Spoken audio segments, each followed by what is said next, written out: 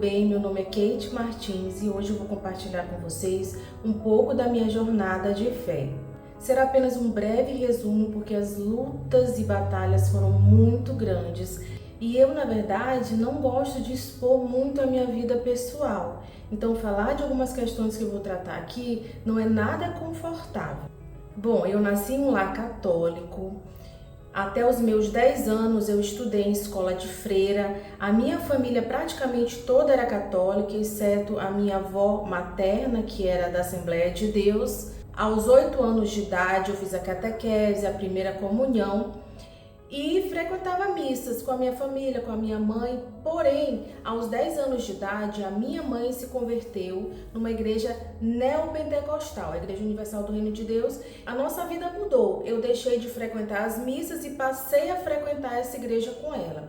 Porém, eu não gostava, eu não me identificava, eu tinha muito medo. Eu comecei a ter muito medo de demônio, muito medo de imagens, muito medo de juízo final. Eu passei a ter muito medo do inferno, eu ficava em pânico, achando que se eu não me convertesse numa igreja evangélica, ainda pequenininha, eu achava que eu poderia ir para o inferno.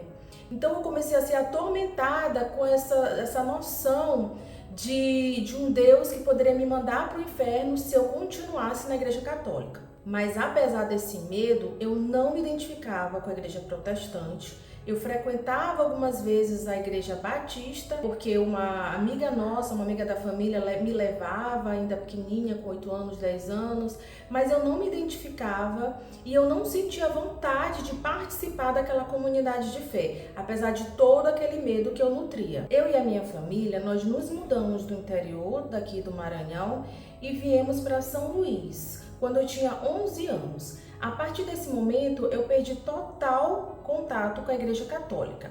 Eu tinha um contato com a fé, com a religião, mediante a experiência da minha mãe, que ainda frequentava essa igreja neopentecostal. Eu era muito crítica, achava todo aquele movimento muito exagerado, muito terrorista em alguns aspectos. Então eu não gostava, eu não me sentia bem em ir para a igreja com ela. Durante a minha adolescência eu cresci de uma forma saudável, moralmente eu era correta, não bebia, não fumava, não vivia em festas, tinha as boas amizades. Era muito estudiosa, muito responsável. Meus pais não tinham com que se preocupar comigo nesse aspecto. Porém, quando eu completei 16 anos, de repente minha vida mudou. Com 16 anos eu fui tomada por uma depressão muito forte, muito profunda, que transformou a minha personalidade, transformou a minha vida da água para o vinho. Eu era uma pessoa muito segura, muito determinada, muito forte, muito corajosa, muito convicta de mim. E simplesmente eu me vi uma pessoa depressiva, que chorava por tudo, que não sabia o que estava acontecendo comigo, que nessa época ainda não se falava em depressão. Então eu fui a muitos médicos, fiz muitos exames, eu sofri muito por conta de um diagnóstico indeterminado. Eu cheguei ao ponto de ter muitos pensamentos suicidas recorrentes, porque para mim era um sofrimento muito grande viver. Eu não sabia o sentido da vida. Eu lembro que eu ficava me questionando: por que eu tô viva? Se eu vou morrer e tudo vai acabar? Aquilo foi me atormentando até o ponto de eu não suportar mais viver. E eu estava longe do contexto de igreja, eu não conhecia outra realidade. Como eu falei, a realidade que eu conhecia era a realidade da minha mãe. Então eu fiquei desesperada, querendo buscar um refúgio, uma religião, buscar a Deus, esse Deus que, apesar de eu saber que ele existia, eu estava longe dele. A minha mãe me levou numa igreja evangélica, me levou na igreja dela para perguntar se eu tinha algum demônio, alguma coisa. O pastor orou na minha cabeça, viu que eu não tinha nada, que meu problema era emocional, era mental. E eu continuei lutando para saber o que estava acontecendo comigo. Então, mesmo sem sentir o desejo de entrar para a igreja protestante, e na minha cabeça, ou eu entregava minha vida para Jesus naquela igreja, ou eu ia para o inferno, ou eu ia morrer, porque eu não conhecia outra coisa, eu entrei na igreja protestante. mas não foi com uma convicção de que Jesus ia me salvar, não foi com uma convicção de que eu amava Jesus, até porque isso não fazia muito sentido para mim. Eu fui para a igreja muito com esse pensamento neopentecostal, de buscar cura, de buscar algo que Deus fosse me dar. Fui para a igreja, fiz boas amizades, entrei num grupo de coreografia, entrei no ministério de louvor. Com o tempo me tornei uma batista fervorosa, entrei numa batista tradicional, estudei muito, fui professora de EBD, me dediquei naquilo que eu podia, era muito responsável com as coisas da igreja e vivi esse meu mundo de igreja. Eu ia para o colégio, terminei o ensino médio, depois ia para as programações da igreja, depois eu entrei na faculdade, ia para a faculdade, aos finais de semana eu estava na igreja, então o meu mundo era aquele. Eu nem imaginava, não pensava, não tinha nem preconceito com a igreja católica, porque era como se nem existisse para mim. Minhas amizades eram evangélicas, frequentava uma igreja primeiro, depois eu mudei para uma igreja do mesmo bairro, no mesmo estilo tradicional, conheci o meu marido, o meu amigo, ele era meu amigo, depois a gente noivou e se casou. Tive a minha filha nesse contexto de igreja, vivi durante 22 anos nessa realidade protestante. Porém, aquilo que eu pensava no início, que eu seria curada, que Deus ia me dar a cura, a prosperidade e tudo mais, não aconteceu. Mas eu tinha a convicção que Deus estava comigo, que nunca tinha me abandonado. Durante esse tempo eu tive muitas recaídas de ansiedade, depressão, inclusive várias vezes eu achava que era o meu fim, que eu não ia resistir, e assim eu vivi durante todos esses anos sobrevivendo, dia após dia, fiz vários tratamentos, tive que me submeter a medicações, então a minha vida foi de muita luta. Como eu disse, poucas pessoas sabem, apenas os mais próximos souberam de toda essa minha trajetória, até porque eu não expunha isso para muitas pessoas. Eu vivi essa realidade, hoje ainda faço tratamento, acompanhamento, porque desde aquele tempo dos 16 anos que eu venho lutado com essa doença. E eu acredito que Deus nunca me abandonou, porque desde que eu fui batizada eu me tornei filha de Deus e Ele sempre teve propósito para a minha vida. E apesar de todo esse tempo na Igreja Batista, de buscar intensamente o Senhor Jesus, intensamente a Deus, do meu jeito, na minha fragilidade, na minha ignorância, eu sempre me senti vazia, faltava algo em mim. Eu não entendia por que eu não me sentia filha de Deus, eu não me sentia parte do corpo de Cristo, eu sentia que faltava algo, eu não sabia o que era. E uma das lutas que eu enfrento ao longo dessa minha vida é com a saúde da minha filha. Ela nasceu com uma má formação congênita chamada mielomeningocele, que é uma má formação no tubo neural. Isso afetou o intestino e a bexiga. Hoje ela faz uso de sonda urinária e tem um acompanhamento com o funcionamento do intestino. Minha filha ficou com a saúde muito frágil. Ela passou a ter muitas gripes, muitas sinusites que se agravavam e causavam pneumonia. E eu vivia muito angustiada com essa situação, porque a gente já tinha luta com o problema que ela já nasceu com ele e a gente estava enfrentando outros problemas. Eu sou professora universitária e atuava como professora numa instituição de ensino aqui em São Luís e como assessora de comunicação nessa mesma organização. E nesse período que minha filha estava ficando muito doente, com uma frequência muito grande, eu estava muito angustiada e precisei pedir demissão do meu emprego para investir mais tempo nela. Paralelo a isso, eu vivia um deserto espiritual muito grande, de afastamento de Deus. Eu buscava Deus, parece que Ele não me ouvia. Eu tentava sentir Deus, parece que Ele não falava comigo. Eu me sentia distante, eu me sentia separada de Jesus Cristo de alguma forma. Eu estava nesse contexto de angústia, estava exausta, cansada, cheia de dúvidas. Minha vida estava sem sentido, eu estava vivendo dia após dia. E a depressão tomando conta do meu coração e da minha mente. E eu já estava quase assim no momento de crise, já estava assim muito desesperada, né? Pensando, o que eu vou fazer? Eu sou professora, eu vou deixar de dar aula. E agora, como é que vão ser as coisas? Meu marido trabalha, mas eu gosto de ser professora, é algo que me dá muita alegria e que eu faço com muito amor. E no dia 26 de janeiro de 2024, eu fui para uma reunião de um projeto que eu participava e essa reunião foi no centro da cidade aqui de São Luís.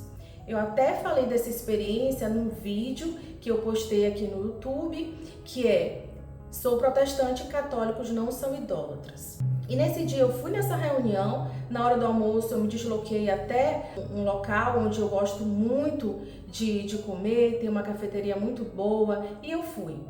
Almocei e retornei andando, que é pertinho lá do meu trabalho, do trabalho onde eu estava no projeto. E quando eu estava retornando, o sol estava muito escaldante e eu comecei a me sentir mal. Olhei para frente, eu estava andando, olhei para frente e dei de cara com a igreja da Sé, uma igreja católica. Eu entrei, fiquei no último banco, a igreja estava completamente vazia.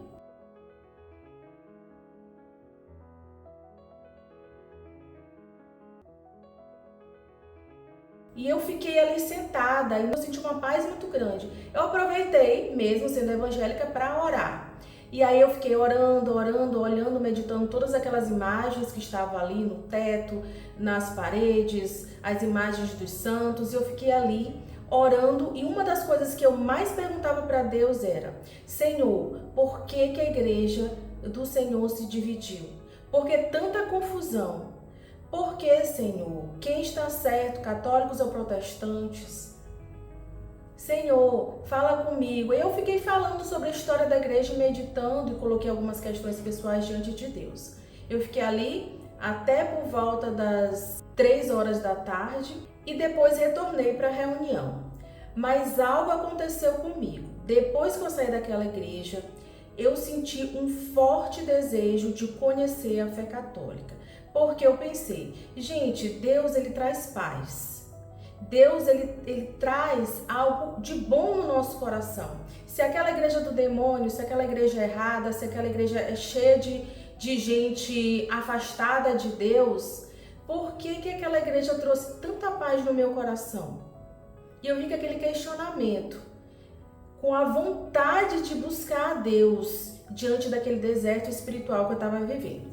E aí depois que eu vim, eu comecei a pesquisar algumas coisas sobre o catolicismo, comecei a questionar algumas coisas sobre o protestantismo, que na verdade eu já questionava e eu fui buscar mais explicações sobre isso. Alguma das inquietações que eu tinha muito grande era com a diversidade doutrinária que eu encontrava na igreja protestante. Como eu sempre fui de igreja batista tradicional, e a igreja sempre foi muito centrada, muito fundamentada na teologia.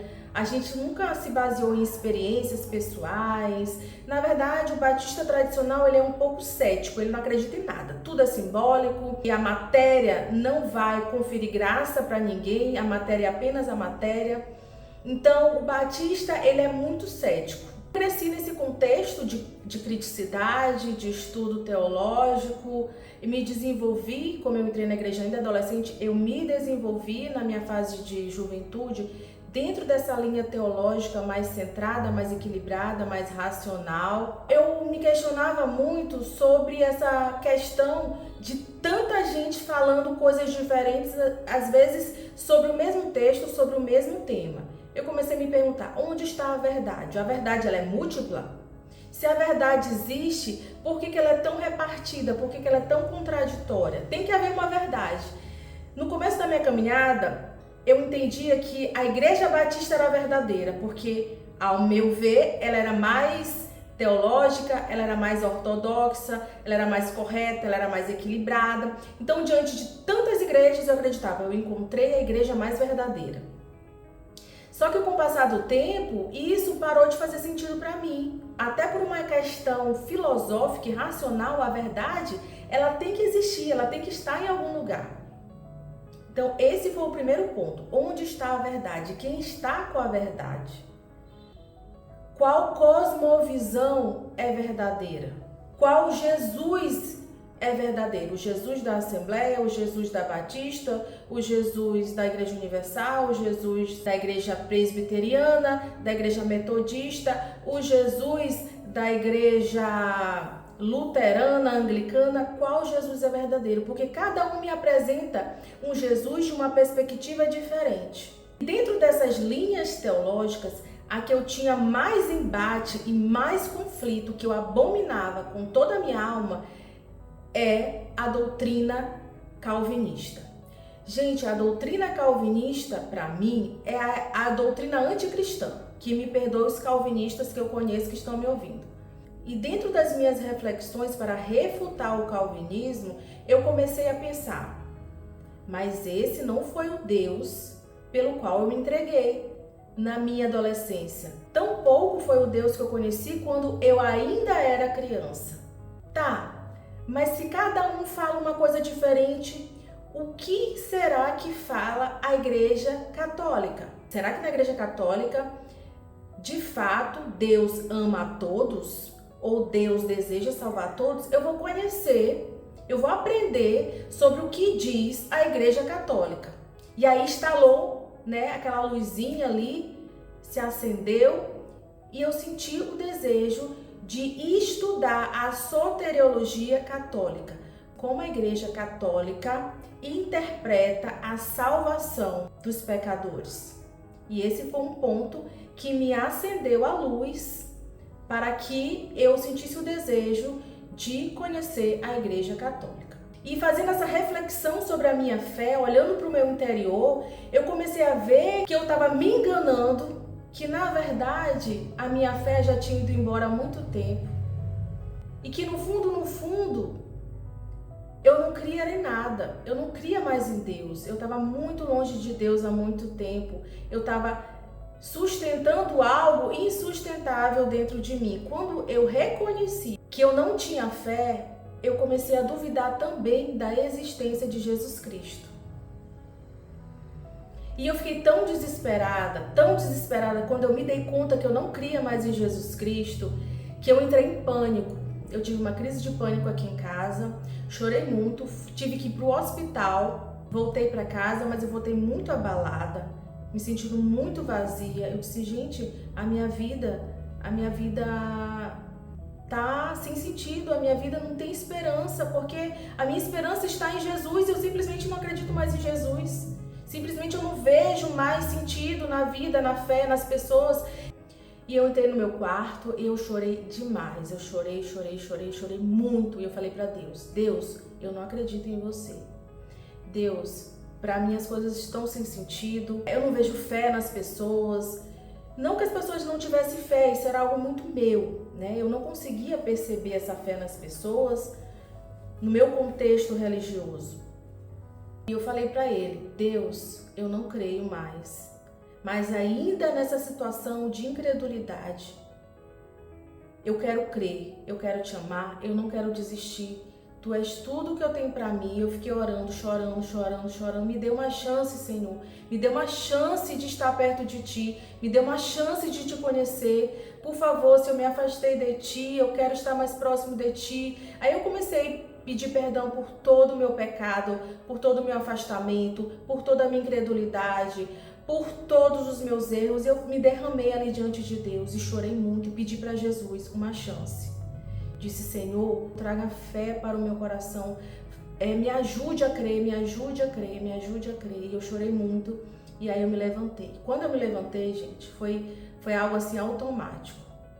A primeira coisa que veio na minha mente foi, se a igreja é verdadeira, se a fé existe, se as pessoas têm fé, se isso é real, se Jesus é real, ele não é apenas um mito, não é um Jesus histórico. Se as pessoas, elas têm uma fé verdadeira, eu quero conhecer a história do cristianismo.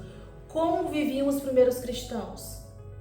Como eram as primeiras igrejas? No que criam os primeiros cristãos? Eu quero conhecer. E, gente, eu senti um profundo desejo de estudar a história da igreja. Eu senti uma voz interior que dizia, estuda a história da igreja. E você vai ver que a fé é verdadeira e que a fé não é algo moderno de 500 anos para cá. O cristianismo, ele é real. O cristianismo, ele é ininterrupto. É uma fé de uma igreja viva que sempre existiu. E aí eu senti esse desejo, comecei a pesquisar sobre a patrística, me aprofundei no livro de Santo Irineu, que foi o primeiro livro que eu estudei. Eu coloquei os vídeos aqui desse estudo no canal, vocês podem ver, tem até a parte 5. E eu fiquei simplesmente chocada com a questão da Eucaristia. As primeiras igrejas organizadas, ali naquele contexto dos primeiros séculos, eles criam na Eucaristia, eles se reuniam em torno do corpo e do sangue de Cristo. Eles tinham uma organização que mais parecia com a Igreja Católica do que com a Igreja Protestante. Comecei a fazer vídeos no canal sobre o livro de Santo Irineu e mais uma luta eu tive que travar. Eu decidi gravar um vídeo contando um breve resumo sobre a minha experiência com a Igreja da Sé e como eu consegui me aproximar de uma igreja católica e sentir paz. E, gente, eu gravei o vídeo, passou alguns meses, teve poucas visualizações, porém, na semana que o vídeo viralizou, a minha filha ficou muito doente. Gente, eu me senti muito culpada, o medo tomou conta do meu coração. Eu comecei a achar que eu tinha dado brechas para o mal. Eu recebi uma enxurrada de comentários de protestantes desejando coisas horripilantes para mim. Eu fiquei simplesmente chocada. Pessoas com a boca cheia de palavras torpes, palavras de maldição, palavras desejando coisas terríveis para mim. Eu chorava muito naqueles dias em ver minha filha naquela situação. Minha vida parecia que estava assim, um caos. Em contrapartida, gente, eu recebi muito apoio dos católicos, muitas palavras amorosas, muita gente humilde me incentivando, muita gente me tratando bem. Eu me senti assim muito acolhida. De um lado, gente me ferindo, me atacando e eu vendo a minha filha doente, do outro, gente me tratando com amor. E em cada palavra que vocês deixaram naquele vídeo de incentivo, de amor, eu me senti acolhida, eu me senti amada e eu senti o refrigério de Deus usando vocês para me reconfortar. Eu passei por volta de 2 meses e meio só cuidando da minha filha. Eu ia para o colégio com ela, ficava a tarde inteira com ela, eu não deixava ela um minuto. E aí voltava com ela, ia para os médicos. Diante disso, eu fiquei 2 meses e meio sem ir na minha igreja, mas eu avisei o Ministério de Intercessão, as irmãs, que eu estava passando por essa situação e pedi orações. E o pastor entrou em contato comigo, pediu para vir aqui em casa, só que eu não conseguia atendê-lo. Uma vez ele veio aqui em casa também, eu estava sozinha, eu falei que eu não ia atender porque eu estava sozinha, pedi para ele voltar outro dia. O fato é que passaram-se alguns dias, o pastor enviou uma mensagem para mim, dizendo que como eu estava há esse tempo, esses meses, sem ir na igreja, ele queria saber se eu queria uma carta de transferência para sair da igreja e se eu queria uma carta de recomendação de bom comportamento. Eu fiquei, ué, como assim? Carta de transferência e carta de bom comportamento?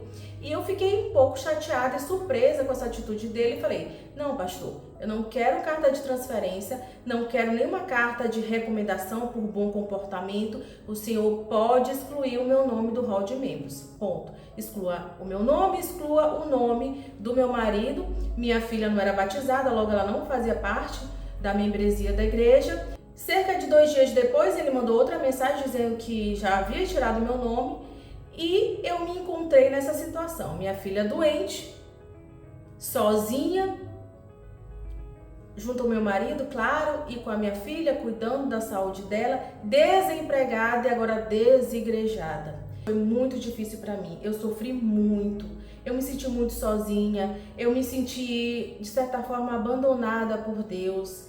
Mas ao mesmo tempo eu sentia aquele refrigério de que por mais que eu me sentisse abandonada, Deus estava cuidando de mim. Só que eu não consegui gravar mais vídeos porque eu estava muito exausta, eu estava muito cansada e eu tive uma exaustão física, emocional e psicológica e adoeci, também adoeci. Então eu estava cuidando da minha filha, depois eu adoeci e precisei cuidar de mim. Dentro também desse contexto, eu não quis parecer confusa gravando vídeos, sem saber se eu era protestante, sem saber se eu era católica, e eu simplesmente me recolhi, não gravei mais vídeos, fiquei muito introspectiva, coloquei tudo diante de Deus e assim eu fiz durante todos esses meses, me recolhendo, sem buscar muitas questões polêmicas. Eu só falei: Deus, eu coloco tudo diante de Ti, eu vou ficar na minha, eu vou ter um tempo para mim, faz a Tua vontade na minha vida. Esses meses foram passando, graças a Deus eu fiquei melhor, minha filha se recuperou. Eu voltei a ter desejo de me aproximar novamente da Igreja Católica. Eu tive algumas experiências com Deus, básicas, simples, serenas, sutis, nada muito mirabolante, sobre a intercessão dos santos, mas que tocou a minha alma de forma profunda. As minhas experiências com Deus, elas sempre se dão no âmbito da paz, no âmbito da sutileza, como uma brisa suave. É assim que Deus fala comigo. Quando Deus me dá paz, quando Deus fala comigo na serenidade, eu sei que Ele está ali. Então Deus falou comigo sobre a intercessão dos santos, depois eu posso gravar um vídeo com vocês, que era algo que eu tinha muita resistência, era o empecilho para eu entrar na Igreja Católica, era a intercessão dos santos.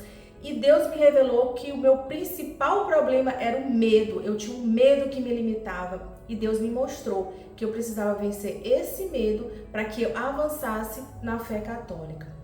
Avançando mais esse passo, mais essa etapa de conseguir aceitar a intercessão dos santos, em setembro eu rezei a minha primeira Ave Maria. No finalzinho de outubro, eu passei a frequentar as missas na igreja da Sé de Nossa Senhora da Vitória. Domingo passado, a minha filha se batizou numa igreja aqui do bairro de Nossa Senhora de Nazaré. E eu fiquei muito feliz, era o sonho da vida dela se batizar. Eu fiquei muito realizada. Gente, às vezes eu acordava de noite, meu Deus, minha filha não é batizada. E eu cria, desde quando eu era católica, criancinha, que o batismo salvava. Que o batismo era necessário para a salvação. E eu, gente, minha filha não é batizada. Eu ficava desesperada. E saber que minha filha se batizou é algo assim, muito maravilhoso. É algo que me deixa muito feliz. E nós estamos frequentando agora a igreja Nossa Senhora da Vitória, a igreja que me acolheu espiritualmente, que Deus falou comigo. Minha filha é batizada, está participando da igreja e agora estou aqui, caminhando de uma forma muito tranquila, com paciência, respeitando o meu tempo. Eu ainda estou em fase de adaptação, para mim algumas coisas ainda são, digamos assim, estranhas. Eu ainda tenho que estar lidando o tempo inteiro com o meu desejo de protestar, mas eu estou convicta que eu estou no caminho do Senhor, que Ele não está me abandonando. Eu não estou mais com medo extremo de ir para o inferno, achando que a Igreja Católica vai me levar para o mal ou coisa do tipo. Pelo contrário, por meio das devoções da Igreja Católica, eu me aproximei mais de Jesus, meditar na imagem de Jesus Cristo, tanto na imagem de Maria com o meninozinho Jesus, tanto na via sacra, no crucifixo, me fez mentalizar que Jesus, Ele é um homem, mas Ele também é Deus. Meditar na encarnação do Verbo me fez nutrir um amor intenso por nosso Senhor Jesus Cristo, o amado da minha alma. Quando eu estou em oração, eu fico encantada, amando a Jesus, buscando a Jesus, imaginando esse Deus que é real, esse Deus que se fez carne, que esteve entre nós, que está entre nós. E a cada dia eu peço também que Deus me dê fé na Eucaristia, que Deus me ajude a crer, que me ajude a vencer os medos, que me ajude a vencer a incredulidade. E eu estou aqui compartilhando isso com vocês, compartilhei um pouco da minha vida, um pouco das minhas lutas e creio que o nosso Senhor Jesus Cristo, o Cristo Rei do Universo, Senhor Todo-Poderoso, irá me ajudar a estar no centro da vontade dEle. E outro detalhe que eu quero compartilhar com vocês, que durante todo esse tempo, esses meses, eu chorava muito diante de Deus, porque eu me sentia como aquela mulher cananeia que chegou diante de Jesus e disse: Senhor, a minha filha está doente, me ajuda. E Jesus falou para ela: não é certo que eu tire da comida dos filhos e dei para os cachorrinhos. E aquela mulher disse: mas Senhor, até os cachorrinhos comem das migalhas que caem da mesa dos filhos. E eu me sentia aquela mulher, eu dizia: Senhor, Senhor, eu aceito ser aquela mulher cananeia, eu aceito comer as migalhas que caem da tua mesa, mas eu quero a tua presença, Senhor. Por favor, Senhor, eu aceito ficar no último lugar da fila, eu aceito ser a menor, a mais desprezada, mas eu quero a tua presença. Eu me sentia assim quando eu olhava as pessoas diante da Eucaristia, como se eu estivesse buscando as migalhas que caem das mesas, mas eu aceito. E hoje eu estou aqui, diante de Deus, com o coração contrito, com o desejo de amá-lo e adorá-lo cada vez mais. E agora confiando na intercessão da Virgem Maria, Mãe de Deus e Mãe da Igreja. Gente, essa é a minha vida, essa é a minha história, tem muito mais coisa, mas eu fiz um resumo breve da minha jornada até aqui. Espero que a minha história tenha edificado vocês de alguma forma e que possa contribuir também para a jornada de fé de vocês. Até o próximo vídeo. Tchau, tchau!